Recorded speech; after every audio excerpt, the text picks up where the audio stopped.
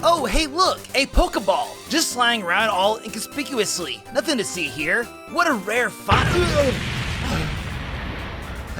I spotted a Pokeball.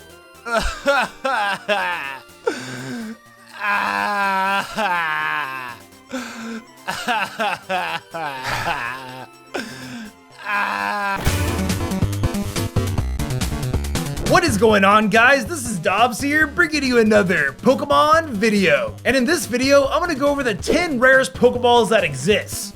Wait, you're not a Pokeball? I'm sorry, Lord Helix. Please forgive me. I'm so sorry. So yeah, without further ado, let's do this. All right, for the least rarest Pokeball on this list, we have the Master Ball. Yes, the very Pokeball that was considered the holy grail of all items. Back in the original games, this was the rarest Pokeball, because you could only get one of them per game save file. But starting in Gold and Silver, the Master Ball became less valuable, because at the Goldenrod Radio Tower, if your trainer ID matched all 5 digits with the Pokemon lottery, you could win a Master Ball, which means that the people who run the Goldenrod Radio Tower have an endless supply of these valuable Pokeballs. And this was only the beginning of destroying the rarity of this ball, because nowadays the Master Ball is really easy to obtain. Like in the Hoenn remix, the Master Ball is just found on the ground in the Team Magma and Aqua hideout. Or even in the Let's Go games, one can just randomly spawn in Cerulean Cave, and it can happen multiple times. Like, who is dropping a Master Ball, the most powerful Pokeball that can catch any legendary Pokemon without fail? Is it you, Paul?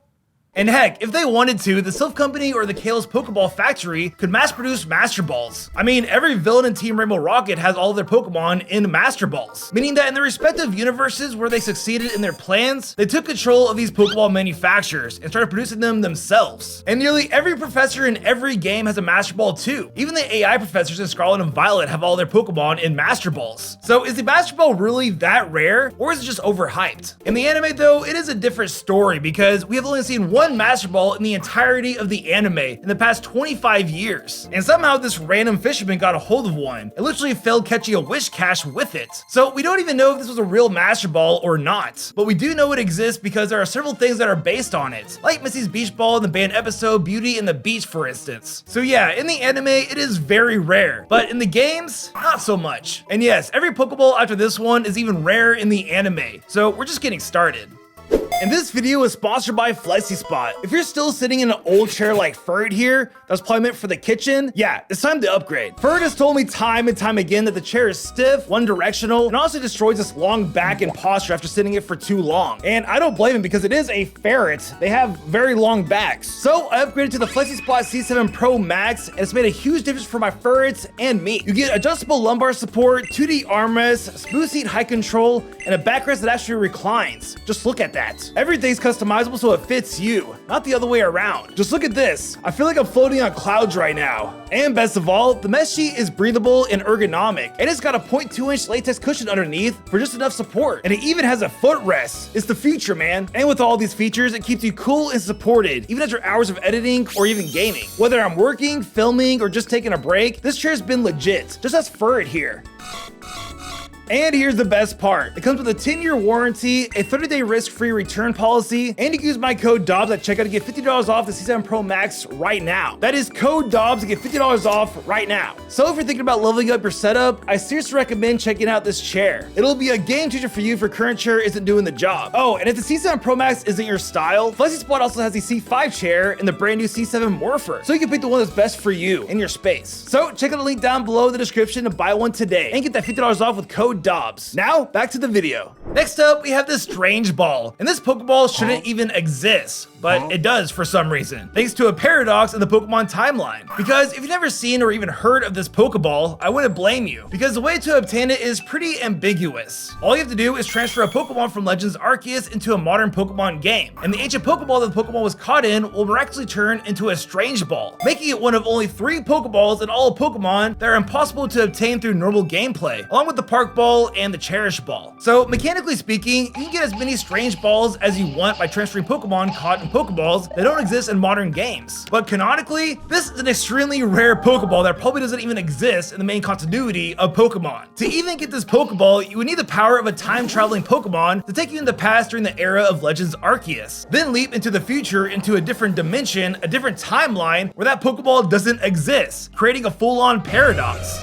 And the only Pokemon that I know of that's capable of both time travel and dimension hopping is Arceus, the god of the Pokemon universe itself. Unless you happen to have Dialga and Palkia by your side, or even Celebi and Hoopa. But good luck finding those legendary Pokemon just to get your hands on this rare Pokeball, even if you know it exists. It wouldn't surprise me if they eventually make this Pokeball official, completely destroying its rarity, just like they did with the Dream Ball, bringing it back in Sword and Shield. But still, if they did do that, it would look pretty clean with a shiny Terrapagos, so maybe it would be a good thing. Next, we have the Diamond Ball. Ever heard of it? Probably not, because it only appears once in the entire Pokemon anime. And that's in the episode Go West Young Meowth, where we learn the origin story of the Team Rocket's Meowth. And in this episode, we see one of the rarest Pokeballs in the entire series, owned by a glamorous trainer that a Meowth falls in love with, or rather the jewelry and money this trainer has. And get this, the Pokeball she shows off to this Meowth is literally encrusted with diamonds. Just counting the front of this Pokeball, we can see 1, 2, 3, 4, 5, about 50 round diamonds just on the front of it. So across the entire Pokeball, there are probably around 100 diamonds in total, which adds up to roughly 1.5 carats based on their size and spacing. And I know nothing about jewelry, but checking out this random website I found, a round-shaped melee diamond is going for $520 per carat, meaning the total raw diamond value is about $780 just on this Pokeball, which doesn't sound like much until you factor in the luxury branding with it. Because companies like Tiffany's or Cartier can mark up the jewelry by 10 to 20 times the raw value just for the brand name. And given that this whole scene takes place in front of a luxury store called Tenzani, which is probably a reference to Tiffany's in real life, it wouldn't be far-fetched to say this ball could be worth tens of thousands of dollars. I mean, heck, right now on Tiffany's website, there's a bracelet that's going for $25,000, and that's just 3 carats of diamonds on it. And for a custom Pokeball like this in the world of Pokemon, that kind of price tag wouldn't be surprising at all. So yeah, this diamond Pokeball could be easily worth upwards of $50,000, making it one of the most luxurious and rarest Pokeballs we've ever seen in the series. Not many people will be able to afford that. Right, Ferd, I'm sorry that I can't afford a diamond Pokeball for you, but I do have a great ball, so get in it.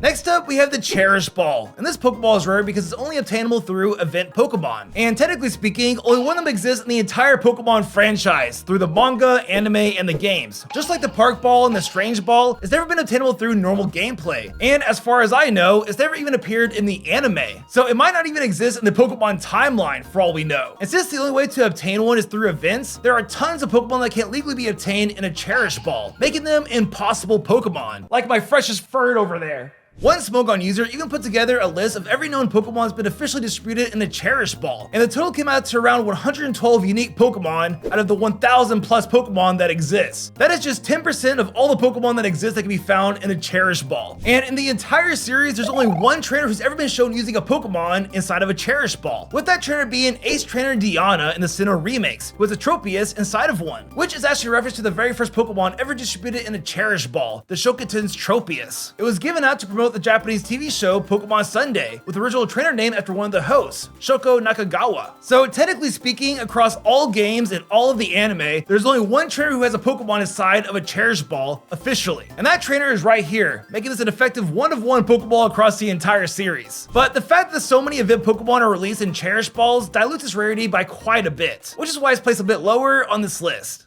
Next is a super niche Pokeball, one that only appeared once in the entire history of Pokemon, literally within the first couple of minutes of the very first anime episode, and then never again. During the opening battle in the very beginning of the episode, which seems to be between Bruno and possibly Agatha and her Gengar, Bruno sends out his Onix using a green Pokeball, the only green Pokeball we've ever seen anywhere. Well, aside from Brennan's official Ruby artwork where he's holding a green Pokeball, and a green Pokeball featured in the old Scholastic Pokemon Grass type Pokedex book, but those are pretty niche and a different story to this. And no, this green Pokeball can't be a Safari Ball, even though it looks very similar, because there's no S on the front like we see in the banned episode, The Legend of Dratini, where Ash catches like 30 Tauroses. Plus, Onix doesn't appear in the Kanto Safari Zone, so that wouldn't make sense anyway, so it can't be a Safari Ball. Onix does, however, appear in the Johto Safari Zone in the Wasteland area, but Johto Safari Balls are camouflage patterns, so that's ruled out too. It's not a Friend Ball, it's not a Dusk Ball, or even a Strange Ball, which would be pretty cool if it was. It's just a basic green Pokeball that's never been explained. Honestly, it's even more cryptic than the infamous GS Ball. And it's worth noting, this seems to be a different Onix altogether, because in the episode where Bruni actually catches his Onix, he does it using a standard Pokeball, like we see right there. So this Onix we see in episode 1 must be a separate Pokemon entirely, or this is just not Bruno, maybe it's Professor Oak or someone. In the end though, the most logical sense to why this Pokeball is green is probably because it was a stylistic choice by the artist who made this first episode. Maybe it was a subtle nod to Pokemon Green, and maybe Gengar was in a red Pokeball, so red and green, you know? But who knows? But either way, this is the only purely green Pokeball that's ever appeared in the entire series, aside from the obscure Brennan artwork in the Scholastic book that I'm not going to count. And same goes for Glacia's mysterious golden Pokeball in her hand in her Pokemon Ruby and Sapphire sprite. I'll give these Pokeballs honorable mentions though, but the green Pokeball from the first episode is one of the rarest. Next, we have the Park Ball, the only Pokeball that's been retconned in the entire Pokemon series. Because back in Pokemon Gold and Silver, there was a bug catching contest that used a special Pokeball called the Park Ball, where you could only use it inside the national park to catch bug-type Pokemon. But when Diamond and Pearl were released, a brand new Park Ball was introduced for the Pal Park, a place where players could transfer their old Pokemon from previous games. And with this change, the original Johto Park Ball was quietly discontinued. And when the Johto remakes came around, the old Park Ball was replaced with a Sport Ball, which in my opinion is completely different Pokeball. So what makes the original Park Ball so rare is that it's been erased from the entire Pokemon series. It only exists in Pokemon Gold, Silver, and Crystal, and that's it, nowhere else. It's the only Pokeball that's ever been fully discontinued. Even the Dream Ball eventually came back in Pokemon Sword and Shield. That means every Pokemon in the original bug catching contest can be caught in one of the rarest Pokeballs in the entire franchise. And if you're playing on the original cartridges, they're stuck there in those Pokeballs forever and cannot be transferred. And unfortunately, if you catch them on the Virtual Console versions,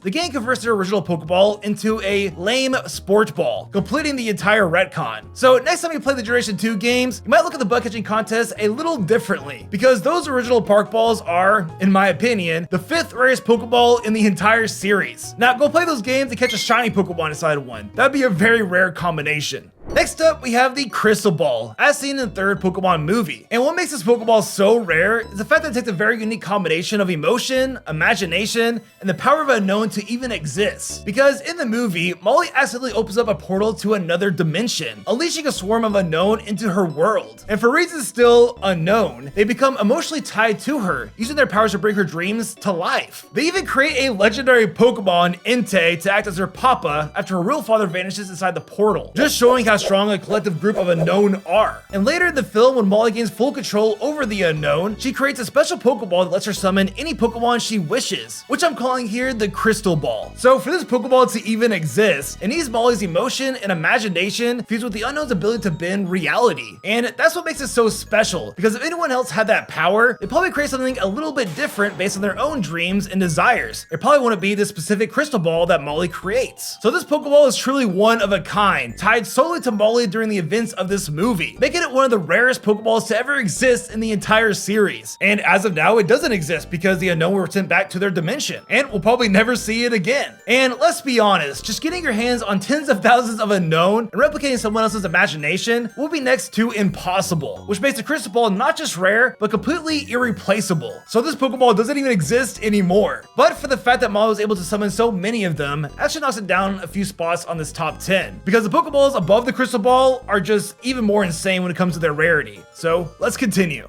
Alright, now we're in the top 3. For the 3rd rarest Pokeball in Pokemon, we have the infamous GS Ball. Yes, the GS Ball. The Pokeball that we know almost nothing about, except that it has a secret that not even Professor Oak could figure out. Now, what makes this Pokeball so infamous is that it's part of one of the biggest unsolved mysteries in the Pokemon anime, and probably all of anime for that matter. Ash was sent to the Orange Islands to retrieve this very mysterious GS Ball, where he would pick it up from Professor Ivy and bring it back to Professor Oak. But after all of the hype and all of the build-up, Professor Oak couldn't even uncover its secrets. So he sent Ash to deliver it to Kurt, the Pokeball expert himself in the Johto region, to further examine it. And well, this is where the storyline of the GS Ball ends, because it was quietly abandoned and never brought up again ever in the Pokemon anime. Not even in the final moments of the anime where Ash is sent off as a farewell with all of his original Pokemon. Not even then, which leaves the GS Ball as one of the most puzzling loose ends in the entire series. And in an interview with Masamitsu Hidaka, the director of the Pokemon anime, it was revealed that that the GS Ball was originally intended to contain a Celebi, who would have been the focus of a major story arc in the Johto saga. However, once the decision was made to feature Celebi as a star of the 4th Pokemon movie, the anime arc was deemed redundant and ultimately scrapped. And from then, the GS Ball was quietly left with Kurt, with the hope that viewers would eventually forget about it. And here I am 25 years later talking about this very infamous Pokeball. In the video games though, it is a different story, because the GS Ball was actually a key item distributed through the mobile system GB, a very niche device that was only available in Japan with the use of a cell phone to retrieve event Pokemon and event items. The Pokeball could only be obtained during 2 short windows, from March 29th to May 29th, and again from August 1st to August 28th, back in 2001. So not only it became a legend in the anime, but it was already a legend in the games too, being available for just 2 months through a Japan exclusive device that most players never had access to. Because who would have known about that for one, and who had cell phones during that era? I know I didn't. And for those who don't know, the GS Ball was used to unlock Celebi in Elox Forest after Kurt examines it for 24 hours in the game. And yes, I know, in the Virtual Console versions of Pokemon Crystal, the GS Ball is automatically given out to the player after entering the Hall of Fame, which does knock it down its rarity quite a bit, unfortunately. But honestly, I don't think it even matters, because the top 2 Pokeballs on this list are in a league of their own, even though the infamous GS Ball is one of the rarest Pokeballs of all time. So, let's keep going. Alright, for the second rarest Pokeball in the entire Pokemon series, we have the Stone Ball, a Pokeball that only appears in the single episode of the anime. It's very niche. What makes this Pokeball so rare is that it literally comes from a different dimension, because in the episode Claydol Big and Tall, a mysterious sage tells a story of a rampaging giant Claydol that wreaked havoc for 7 straight days, until an ancient wizard known as the White Sage opened a portal to another dimension and summoned a massive stone ball to seal it away. Yeah, you heard that right. A magical mystic sage summoned a portal to a different dimension to have this giant Pokeball come down from the sky to catch this big giant Claydol. What other Pokeball has that kind of origin story? I don't know. And yes, he literally says in this episode, the White Sage opens a portal to a different dimension and summons a giant Pokeball from it. This is basically Ultra Beast lore before Ultra Beasts were even a thing in Pokemon. And only 2 of these Pokeballs have ever existed. Well, in our dimension at least. The first one was tamed by an evil stranger who released the Claydol originally, which forced the White Sage to summon a second one to stop it again. So for all we know, whatever dimension he's summoning these Pokeballs from might have an endless supply of them, but in our universe, in our timeline, in our reality, there are only 2 of them that exist. So yeah, that's why I'm ranking the Stone Ball as the second rarest Pokeball in all Pokemon. It only appears in 1 episode, comes from a different dimension, only 2 have ever been seen, and requires our literal ancient wizard to summon it. And I know, there are other Pokeball-like items that show up in one-off episodes, like the unearthly items from the Ancient Puzzle of Pokemopolis episode, the sealed away giant ancient Pokemon, or the orb that looks like a Pokeball from the episode Battling the Enemy Within, which holds the spirit of an ancient king that's trying to take over Ash in that episode. But I don't think these really count as true Pokeballs like the Stone Ball does, so I'm not going to include them on this list, but I will give them an honorable mention as well. Here's our honorable mention Pokeball list right here. The Stone Ball is a multi-dimensional giant Pokeball that can only be summoned by a magic sage, making it one of the most unique and rarest Pokeballs in the entire franchise. There's not a lot of other wizards that are ancient sages for all I know in the Pokemon universe, so good luck finding one for yourself. But it is not more rare than number 1. So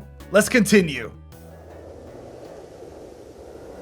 And for the rarest Pokeball in all of Pokemon, we have, of course, the Origin Ball. This Pokeball is insane. Now, I know the Origin Ball is obtainable in every save file of Legends Arceus, just like how the Master Ball is in the main series games. But what sets it apart is the lore of the Origin Ball. It's not just a Pokeball they can reproduce like the Silph Company can with the Master Ball. In order to obtain this ball in the lore of Pokemon requires impossible feats that would never happen. Because for one, it requires pieces from multiple legendary Pokemon, the very Pokemon that have been around since the dawn of time, created by Arceus itself after it has shaped the universe. Pokemon that are billions of years old. You need to obtain Azel's Fang, Uxi's Claw, and Mesprit's Plume to craft the Red Chain, a mythical item that's essential to creating the Origin Ball. And even after that, you still need to find a rare item called Origin Ore, an ore of mysterious power spoken only in ancient myths, and said to contain the very power of Almighty Sinnoh itself, according to the games. And I'm assuming the Almighty Sinnoh is Arceus, so this ore has the power of the god of Pokemon. So in order to craft this Pokeball, you need fragments of some of the most ancient and rarest Pokemon in existence, and a mythical ore that's only spoken of in legends. I don't think the Master Ball or any Pokeball before this could even compete with the Origin Ball. This Pokeball is just on another level of rarity. Like here's a graph, here's all the other Pokeballs here, and then here's the Origin Ball. And it's so valuable in the games that it's considered both a Pokeball and a key item in your bag. The only Pokeball to have this trait. So not only is one of the rarest Pokeballs ever made, it's also one of the strongest. And if you're curious about the top 10 strongest Pokeballs that exist, I recommend checking out this video right here. But yeah, the Origin Ball is the rarest Pokeball by far. And now you know.